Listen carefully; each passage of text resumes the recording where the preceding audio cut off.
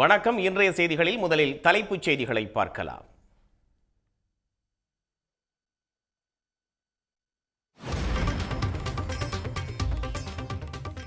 மதவெறி ஆட்டத்திற்கு தமிழ்நாட்டில் இடம் கிடையாது. தமிழ்நாட்டின் மத நல்லிணக்கம்தான் பாஜகவின் கண்ணை உறுத்துவதாக முதலமைச்சர் மு க ஸ்டாலின் விமர்சனம்.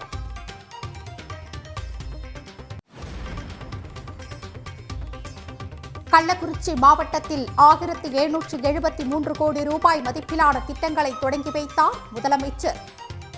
கல்வராயன் மலைப்பகுதிக்கு மகளிர் விடியல் பயண திட்டம் விரிவாக்கம் உட்பட 8 புதிய அறிவிப்புகளையும் வெளியிட்டார்.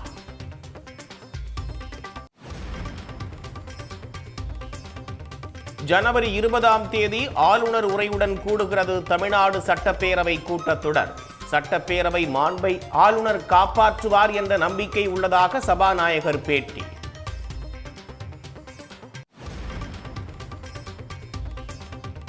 ஆபரண தங்கத்தின் விலை சவரனுக்கு 560 ரூபாய் உயர்வு. ஒரு சவரன் 1,03,120 ரூபாய்க்கு விற்பனை.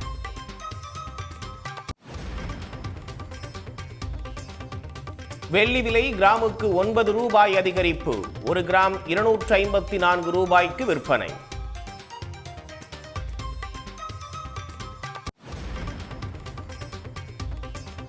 பாமக கௌரவ தலைவர் ஜி.கே. மணி அடிப்படை உறுப்பினரில் இருந்து நீக்கம். கட்சி விரோத செயல்பாடுகளில் ஈடுபட்டதாக கூறி அன்புமணி நடவடிக்கை.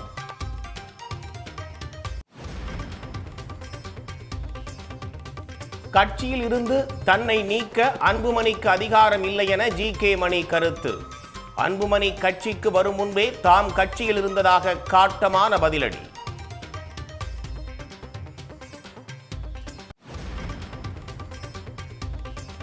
முகவரி இல்லை என கூறி 66 லட்சம் பேர் நீக்கப்பட்டு உள்ளது மிகப்பெரிய மோசடி. முன்னாள் ஒன்றிய அமைச்சர் ப. சிதம்பரம் குற்றச்சாட்டு.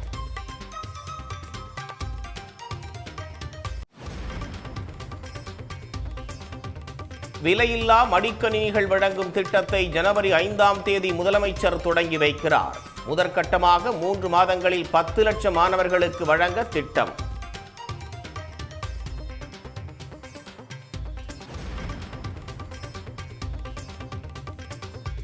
திருப்பரங்குன்றத்தில் உள்ள சிக்கந்தர் தர்காவில் சந்தனக்கூடு விழா நடத்த தடை இல்லை. தர்கா தரப்பு பதில் மனு தாக்கல் செய்ய உயர்நீதிமன்ற மதுரை கிளை உத்தரவு.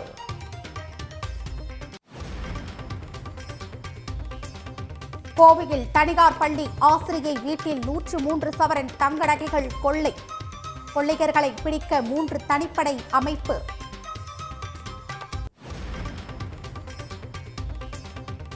சென்னையில் பள்ளி கல்வித்துறை அலுவலகத்தை முற்றுகையிட்ட இடைநிலை ஆசிரியர்கள்.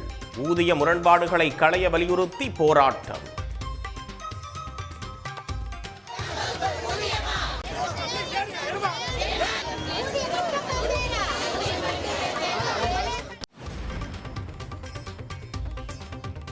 இளம் கிரிக்கெட் வீரர் சூரியவன்ஷிக்கு உயரிய பால புரஸ்கார் விருது குடியரசுத் தலைவர் திரௌபதி முர்மு வழங்கி கௌரவித்தார். होने का गौरव प्राप्त है जिसने आईपीएल में सेंचुरी बनाई.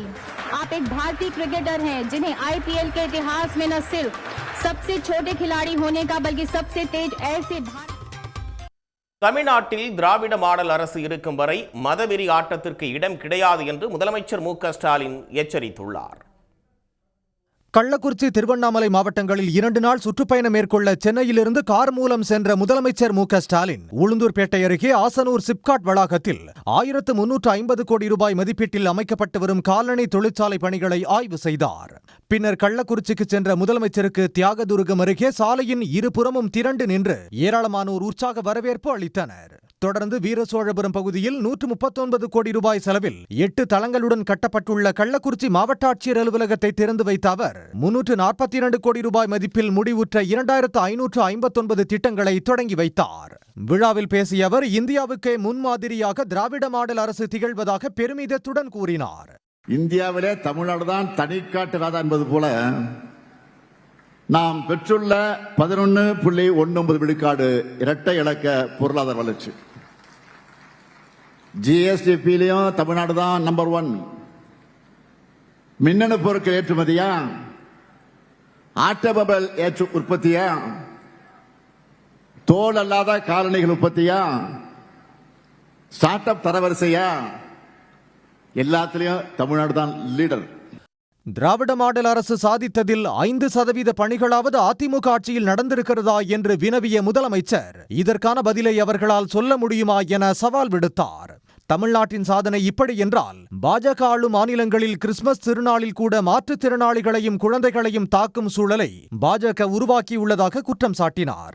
அந்த மாடலை தான் தமிழ்நாட்டில் பாஜக கொண்டுவர பார்ப்பதாக கூறிய அவர், ஆனால் தமிழ்நாட்டு மக்களின் ஒற்றுமை மற்றும் நல்லிணக்கம் பாஜகவின் கண்களை உறுத்திக் கொண்டிருப்பதாக தெரிவித்தார். எம்மதமும் சம்மதங்கிற தமிழ்நாட்டு மக்களுடைய இந்த ஒற்றுமை மத நல்லிணக்கம் தான் மதவாத அரசியல் செய்து மக்களை பிளவுபடுத்த நினைக்கிற பாஜகவின் கண்களை உறுத்திக்கிட்டு இருக்கு. அவங்க எத்தனை அடிமைகளை சேர்த்துக்கிட்டு அந்தர்பல் அடிச்சாலும் சரி, ஒற்றுமையா வாழக்கூடிய தமிழ்நாட்டு மக்களிடம் மதவெறியை தூண்ட முடியாது. இந்த ஸ்டாலின் இருக்கிற வரைக்கும், எங்க திராவிட மாடல் அரசு இருக்கிற வரைக்கும் உங்களுடைய மதவெறி ஆட்டத்திற்கு இங்க இடம் கிடையாது. எத்தனை நாடகம் நடத்தினாலும் மதவெறியை உருவாக்க நினைப்பவர்களின் பாச்சா தமிழ்நாட்டில் பலிக்காது என்ற முதலமைச்சர் மு.க.ஸ்டாலின் மக்களை பிளவுபடுத்த முயற்சிப்போரை தமிழ்நாட்டு மக்கள் விரட்டி அடிப்பார்கள் என்று கூறினார். கள்ளக்குறிச்சி மாவட்டத்தில் 1773 கோடி ரூபாய் மதிப்பிலான திட்டங்களை தொடங்கி வைத்த முதலமைச்சர் மு.க.ஸ்டாலின் அந்த மாவட்டத்திற்கான 8 புதிய அறிவிப்புகளையும் வெளியிட்டுள்ளார். கள்ளக்குறிச்சி மாவட்டத்தில் கள ஆய்வு மேற்கொண்ட முதலமைச்சர் மு.க.ஸ்டாலின் ஏமப்பேர் புறவழிச்சாலை அருகே 9 அடி உயரத்தில் அமைக்கப்பட்டுள்ள கலைஞரின் சிலையை திறந்து வைத்தார்.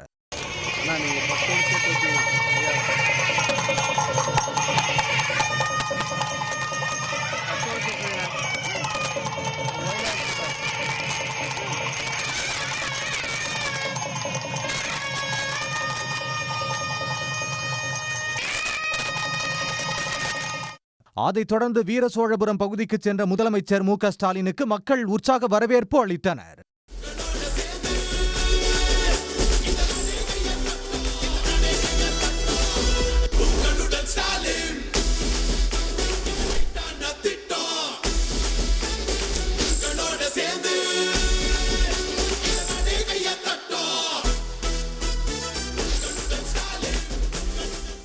வீரசோழபுரம் பகுதியில் 139 கோடி ரூபாய் செலவில் 8 தளங்களுடன் கட்டப்பட்டுள்ள கள்ளக்குறிச்சி மாவட்ட ஆட்சியர் அலுவலகம், அந்த வளாகத்தில் அமைக்கப்பட்டுள்ள திருவள்ளுவர் சிலையையும் முதலமைச்சர் திறந்து வைத்தார்.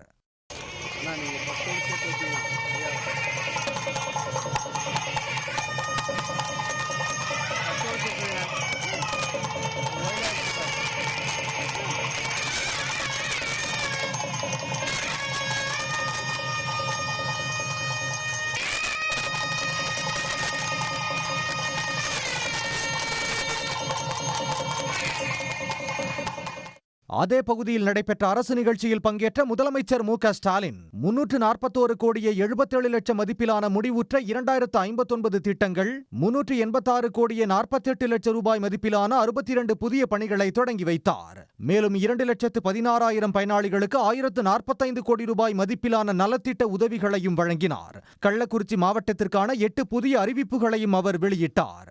அதன்படி வானாபுரத்தை தலைமையிடமாக கொண்டு புதிய ஊராட்சி ஒன்றியம் மற்றும் ரிஷிவந்தயத்தில் 6 கோடியே 50 லட்சத்தில் புதிய ஊராட்சி ஒன்றிய கட்டடம் அமைக்கப்படும் என அறிவித்தார். புதிதாக அமைக்கப்பட்ட உளுந்தூர்பேட்டை அரசு கலை அறிவியல் கல்லூரியில் 18 கோடி ரூபாயில் புதிய கட்டடம், சேந்தநாடு கிராமத்தில் 10 கோடி ரூபாயில் சிட்கோ தொழிற்பேட்டை அமைக்கப்படும் என தெரிவித்தார். சங்கராபுரம் மக்களுக்கு பயனளிக்கும் வகையில் புதுப்பாலப்பட்டு கிராமத்தில் 18 கோடியே 50 லட்சம் ரூபாயில் புதிய துணை மின் நிலையம், சின்னசேலம் வட்டத்தில் 3 கோடியே 90 லட்சத்தில் புதிய தீயணைப்பு நிலைய கட்டடம், அரியூர் கிராமத்தில் 5 கோடியே 40 லட்சத்தில் விவசாயிகளுக்கான சேமிப்பு கிடங்குகள் உள்ளிட்டவை அமைக்கப்படும் என அறிவித்தார். கல்வராயன் மலைப்பகுதிக்கு மகளிர் விடியல் பயண திட்டம் விரிவாக்கம், 120 கோடியில் ஒருங்கிணைந்த நீதிமன்ற வளாகம் மற்றும் குடியிருப்புகள் அமைக்கப்படும் போன்ற அறிவிப்புகளையும் வெளியிட்டார்.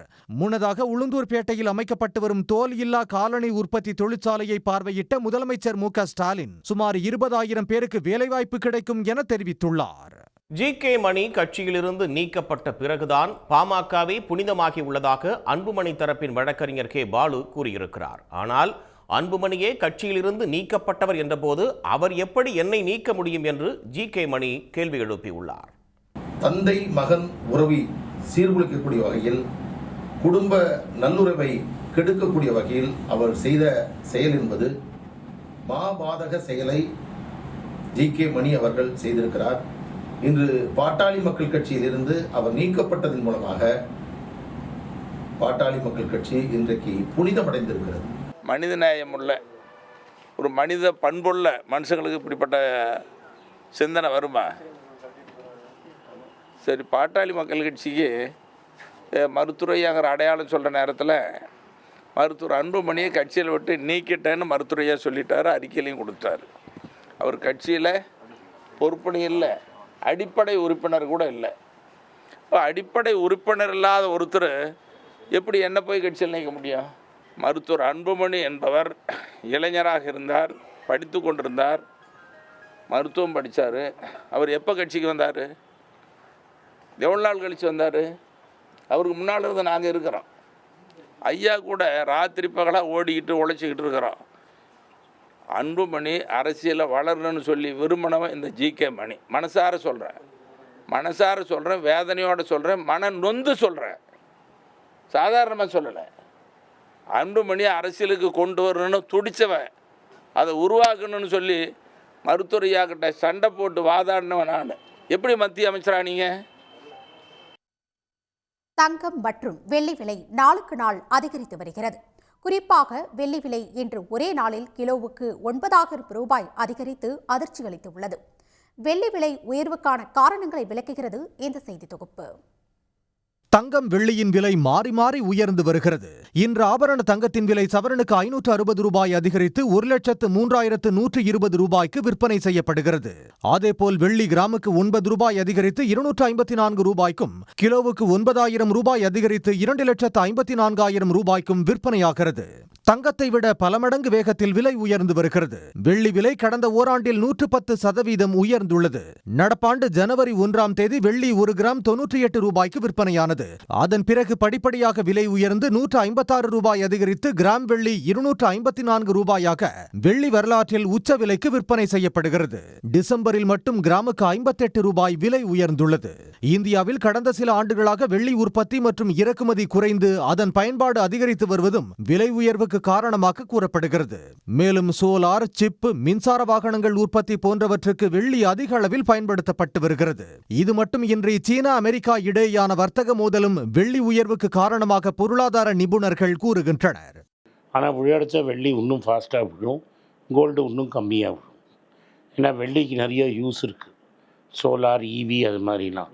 அந்த இடத்துல அவங்க நிறுத்திட்டாங்கன்னா டிமாண்டு போயிடும், குறையும். இது பேசிக்காக சைனாவுக்கும் அமெரிக்காவும் நடக்கிற ட்ரேட் யுத்தம். சைனா அவங்க ஊர்லேருந்து எக்ஸ்போர்ட் பேன் பண்ணிட்டாங்க.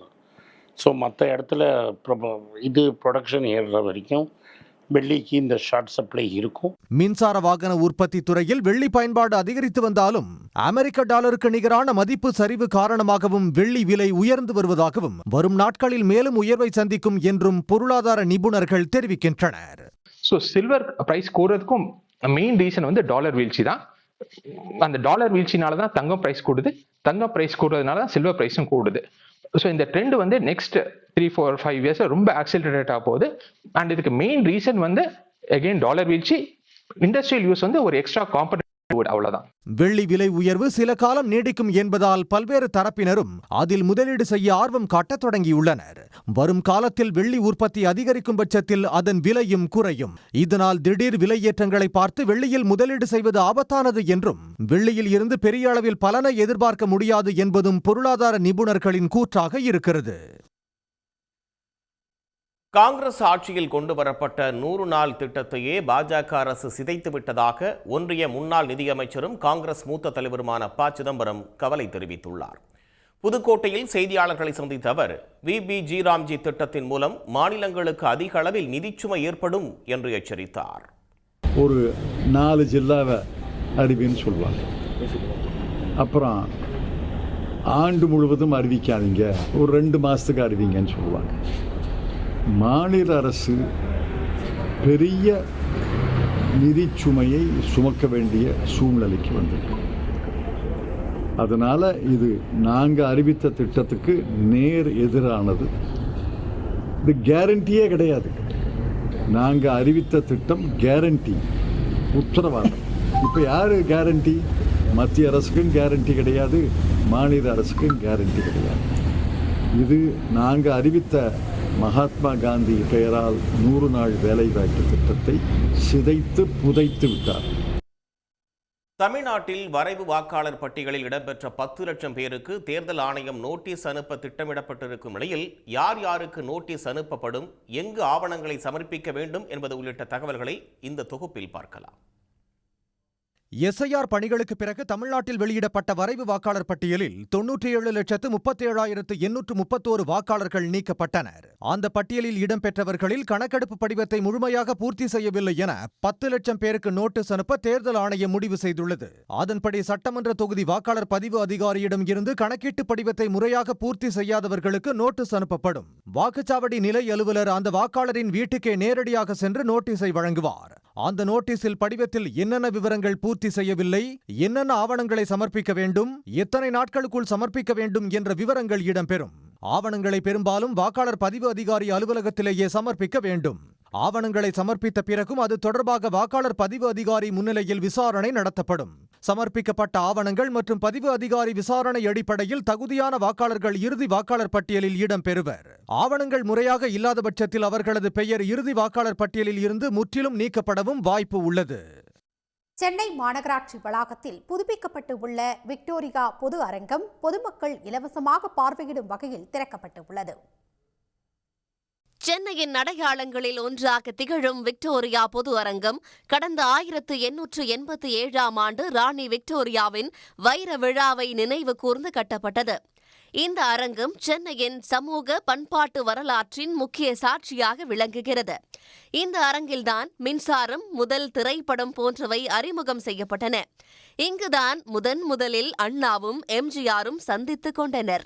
இப்படி பல சிறப்புகளை கொண்ட இந்த அரங்கம் நாளடைவில் அதன் முக்கியத்துவத்தை இழக்க தொடங்கியது.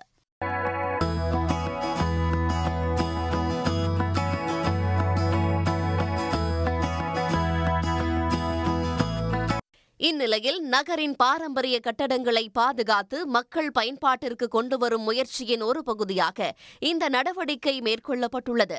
அதன்படி 32,62,00,000 ரூபாய் மதிப்பீட்டில் இந்த அரங்கம் தொன்மை மாறாமல் புனரமைக்க தமிழ்நாடு அரசு நிதி ஒதுக்கியது. ரெனோவேஷன் நிச்சயமா அந்த ஹிஸ்டரியே திருப்பி கொண்டு வந்துருச்சு. அது பார்க்கும்போது தெரியுது. ஒவ்வொரு செங்கலாக இருக்கட்டும், ஒவ்வொரு மரங்களாக பேரபெட் டீட்டெயிலாக இருக்கட்டும், லைட்டிங்காக இருக்கட்டும், எல்லாமே நல்லா இருக்கு. நீதி கட்சிலாம் எனக்கு முன்னாடி கேள்விப்பட்டிருக்கேன், பட் இங்கே பார்க்கும்போது ரொம்ப நல்லா இருந்துச்சு பார்க்கறதுக்கு. ஒவ்வொருத்தரும் ஒரு மாதிரி கூஸ் பம்ப் தான் வந்துச்சு எனக்கு. ஆக்சுவலி இவ்வளோ தூரம் நம்ம சிட்டியில் இருந்திருக்கோம், இவ்வளோ ஒரு ஹிஸ்டாரிக் சிட்டியில் வாழ்றோன்றது பெருமையாக இருக்குது. ஆக்சுவலி சென்னையில் இருக்க ரொம்ப சந்தோஷப்படுறேன் ஆக்சுவலி சொல்ல போனால். இதனையடுத்து புனரமைக்கப்பட்ட அரங்கத்தினை கடந்த 23ஆம் தேதி முதலமைச்சர் மு.க.ஸ்டாலின் பொதுமக்கள் பயன்பாட்டிற்காக திறந்து வைத்தார். இந்நிலையில் விக்டோரியா அரங்கம் பொதுமக்கள் பார்வையிடும் வகையில் திறக்கப்பட்டுள்ளது. முதல் வாட்டி வந்திருக்கோம், ரெனோவேட் ஆகி ரொம்ப அழகாக இருக்கு. நம்ம சென்னையில் இந்த மாதிரிலாம் ஒரு இடம் இருக்கிறதெல்லாம் பார்க்குறப்ப ரொம்ப பெருமையாக இருக்கு.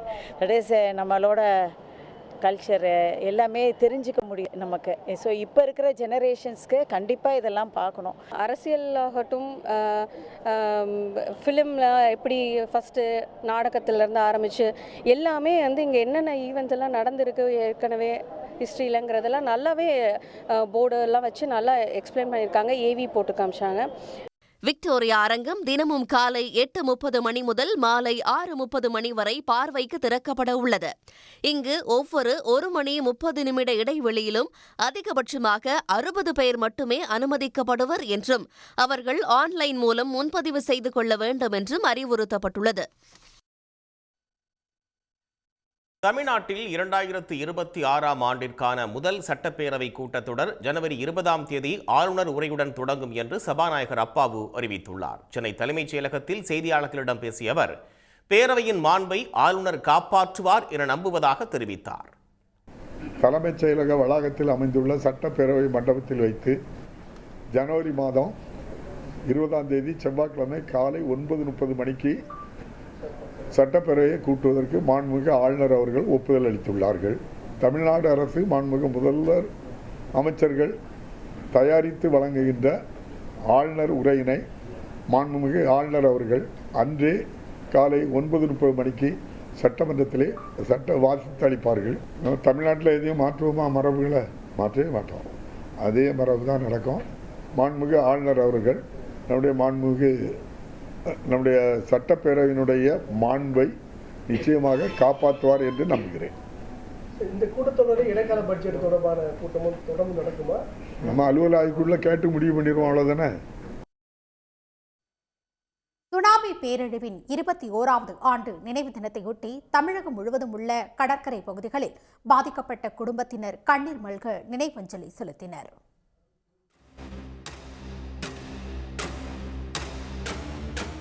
இரண்டாயிரத்து 4ஆம் ஆண்டு டிசம்பர் 26ஆம் தேதி அதிகாலை இந்தோனேஷியாவின் சுமத்ரா தீவில் ஏற்பட்ட மிக சக்தி வாய்ந்த நிலநடுக்கம் சுனாமி எனப்படும் ஆழி பேரலை உருவாக காரணமாக அமைந்தது.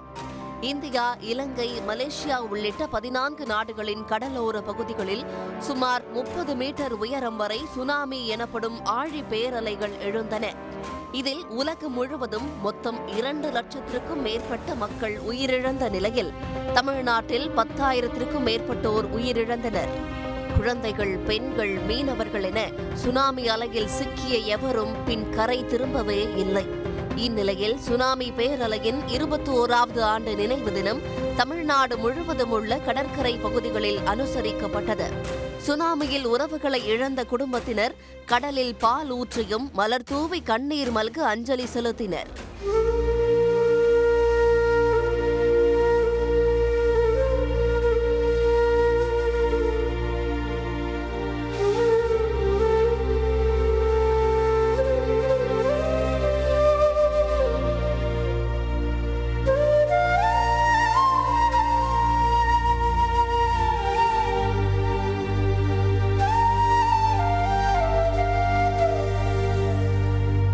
சுனாமி தாக்குதலில் 6,065 பேர் உயிரிழந்த நாகை மாவட்டத்தில் 30 மீனவ கிராமங்கள் மற்றும் வேளாங்கண்ணி பேராலயம் சார்பில் சுனாமி நினைவு தினம் அனுசரிக்கப்பட்டது.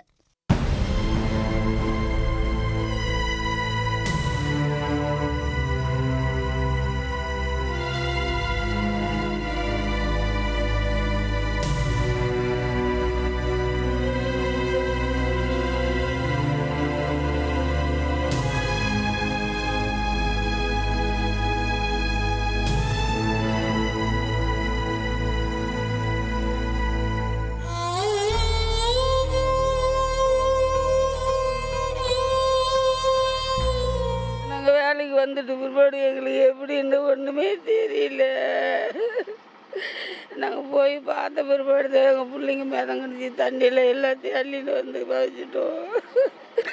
அதுலேருந்து எங்களால் மீண்டு வரவே அது மறக்க முடியாத ஒரு நாள். அது அந்த நினைவெல்லாம் சும்மா சாதாரணமாக சாவது வேற, எல்லாத்தையும் அந்த இதில் பலி கொடுத்தது அது வேற. அதெல்லாம் ஆற்ற முடியாது. அந்த இதெல்லாம் நம்ம செத்தாதான் அரிக்கலாம். சுனாமி நினைவு தினத்தையொட்டி அக்கரைப்பேட்டை மீனவ கிராமத்தில் கடற்கரை மணலில் பிரம்மாண்ட ஆமை உருவம் வடிவமைக்கப்பட்டு கடல்வாழ் உயிரினங்கள் பாதுகாப்பு குறித்து விழிப்புணர்வு மேற்கொள்ளப்பட்டது. இதேபோல் குமரி, தூத்துக்குடி, கல்பாக்கம், கடலூர், வேதாரண்யம், சென்னை பட்டினப்பாக்கம், பொன்னேரி, சீர்காழி, மரக்காணம் உள்ளிட்ட பல்வேறு பகுதிகளில் 21ஆம் ஆண்டு சுனாமி நினைவு தினம் அனுசரிக்கப்பட்டது.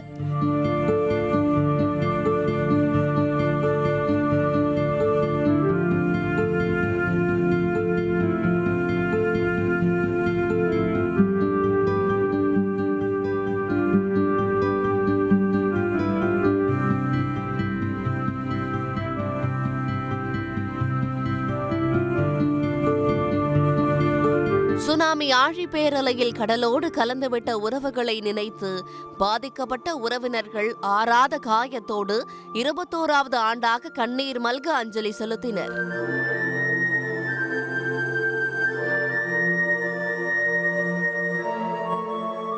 உடனுக்குடன் செய்திகளை தெரிந்து கொள்ள சன் நியூஸ் பெல் ஐகானை கிளிக் பண்ணுங்க.